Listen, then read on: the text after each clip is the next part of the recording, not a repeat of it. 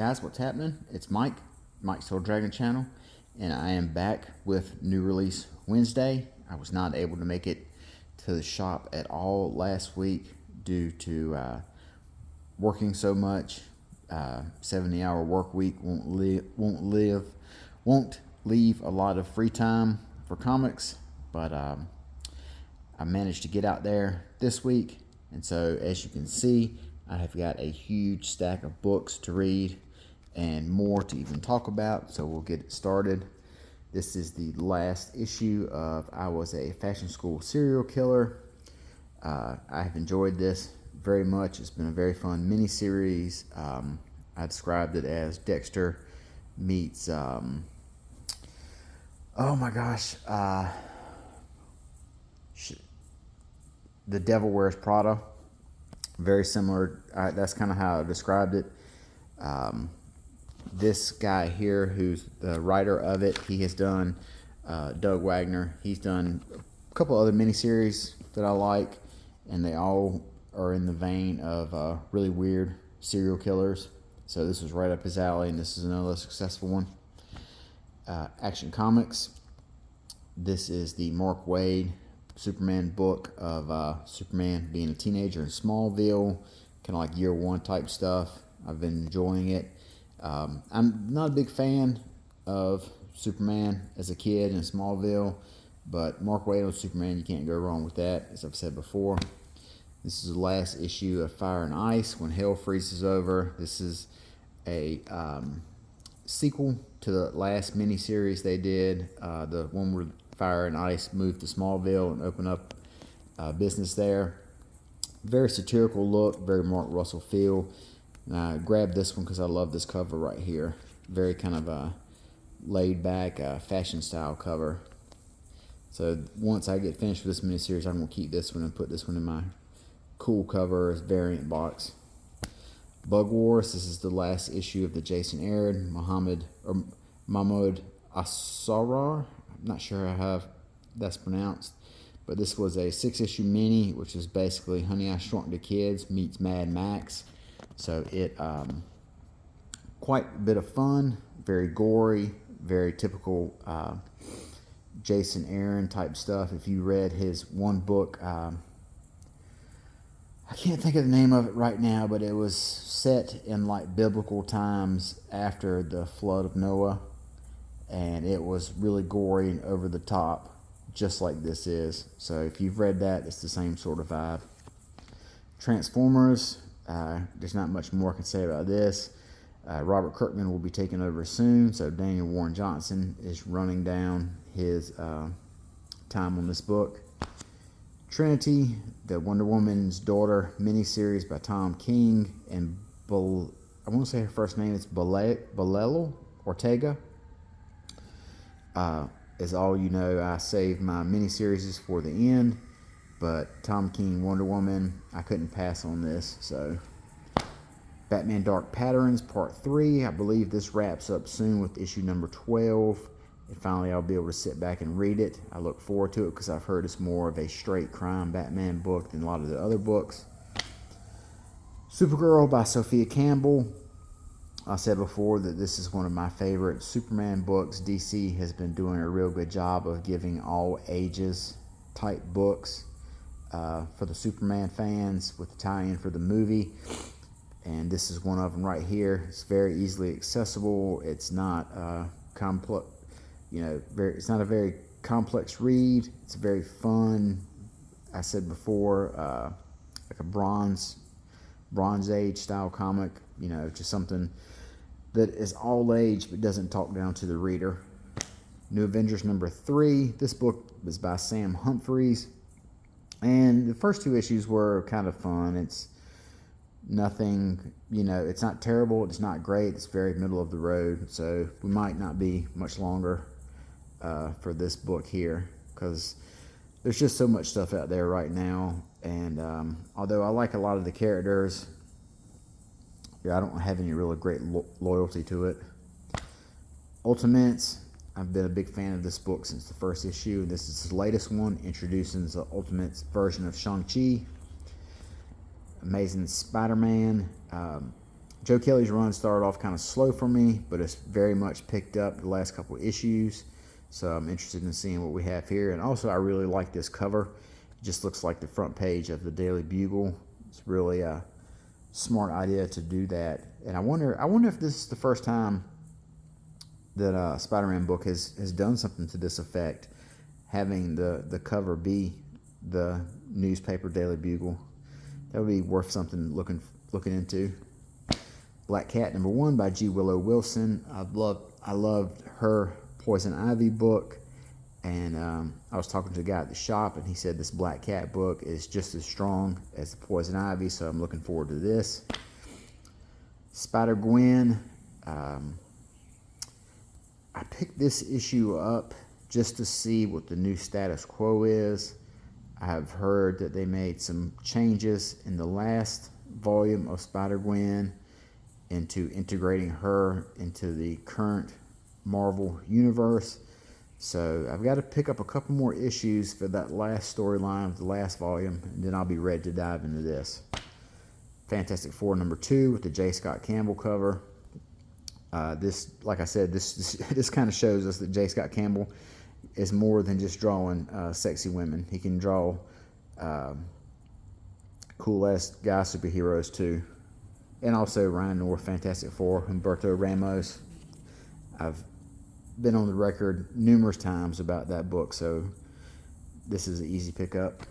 Laura Kinney Wolverine. This is a book I'm reading regularly as well. And also this has a J. Scott Campbell cover, but he's done a couple. I think he did issue 1, a variant for issue 1 as well. Very similar pose here. X-Men by Jed McKay. And I believe that's Nate Diaz. I could be wrong about that on the artwork. But in any case, this is the big action book of the X-Men line, as opposed to the Uncanny book, which is a lot more of a family feel to it. So I'm looking forward to seeing what Jed McKay's got going on here with this this team of X-Men. This is like the action-based team. Predator kills the Marvel Universe. This was a no-brainer to pick up, considering I've loved all the other Predator miniseries that Benjamin Percy has done. This is the last issue of Terminator by Declan Shalvey. This has been kind of a, I don't want to say it was a bad miniseries, but it was kind of a confusing Terminator miniseries. Each issue was kind of standalone-ish, but with a kind of overarching theme of Cybernet sending back Terminators to stop the resistance, but it didn't. It was so standalone-ish that I had problems piecing together the plot, I guess you would say. But I love the Terminator franchise in general, so I'm wondering if they'll be doing a volume 2 after this, and I can only imagine that they will. Imperial #3. This is the 3rd issue of the 4-issue miniseries with Jonathan Hickman, kind of reestablishing the cosmic side of Marvel. I need to go back and pull out 1 and 2. I don't remember very much about what was going on, but I do believe they said in this issue right here, the person who's pulling all the strings is revealed, so that'll be interesting to see. More Tom King Wonder Woman, which I've been a big fan of. I think I'm the only person who's not ashamed to admit they like Tom King. Batman and Robin Year 1 by Mark Waid and Chris Samney. This is issue #10. We've got two more after this, and it'll be wrapped up. Been a very solid Batman, Robin Year 1 type of story. This is a good team. They worked good together on Daredevil, and the chemistry is still here with this book. G.I. Joe #10. This is the Energon Universe G.I. Joe, and this has been kind of a fun book. It is kind of, I don't think it's as strong as the Transformers book, but then again, it's only 10 issues in as compared to the other one, which was 20-something. But if you're a big fan of G.I. Joe, then this Energon G.I. Joe right here is very much a easily accessible starting point. Space Ghost and Johnny Quest. This is the crossover they have. I believe this is the last issue, issue 4. think this was the last one. So let's take a look here. I'm really looking forward to this Blue Falcon Dynamite book by Jimmy Palmiotti. Yeah, this is the last part right here. So I'll be able to binge this weekend. And I expect it to be good. Joe Casey was the writer on the Johnny Quest book.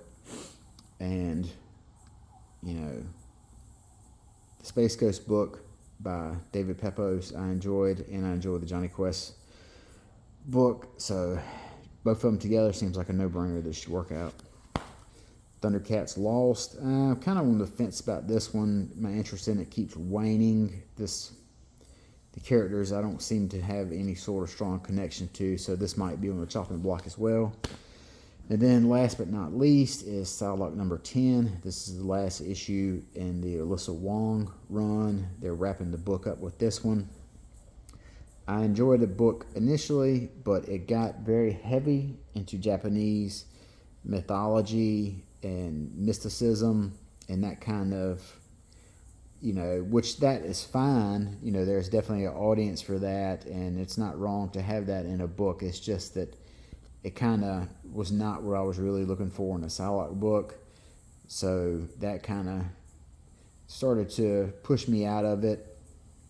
And that was, you know, it got really confusing to me because there was a lot of things that I just didn't have a whole lot of familiarity with. And it just kind of made me be basically meh towards the whole thing. But, you know, Alyssa Wong, she took her shot with Psylocke, got 10 issues out of it. That's not bad. A lot of people say, well, that's a failure. You know, you only got 10 issues. You know, you got to give some of these secondary characters a shot, because if not, then you've got 15 Wolverine books, you know. So that's the last issue of this. So a very big week all in all. We've got 1, 2, 3, 4, 5, 6, 7, 8, 9, 10, 11, 12, 13, 14, 15, 16, 17, 18, 19, 20, 21, 22, 23, 24, 25 books. So 25 books over the course of 2 weeks. That's about par for the course for me. I got a lot of reading to do, but fortunately I'm taking this weekend off. And then next weekend I'm taking a 4-day weekend off, which will give me even more time to read and make some videos and get some more content out there. I've been stuck on 73 subscribers for a while, so I got to kind of step up my commitment to getting my thoughts out. But, you know, even if I don't get any more subscribers and no one watches the videos, I'm just happy making them. It feels good to talk about comics in a very positive spin. You know, I can't bring myself to be negative and, you know, so down and angry about the state of comic books. You know, it's just not how I feel as a longtime reader. So, till next time, you guys take care of yourself. We'll talk to you later. Bye-bye.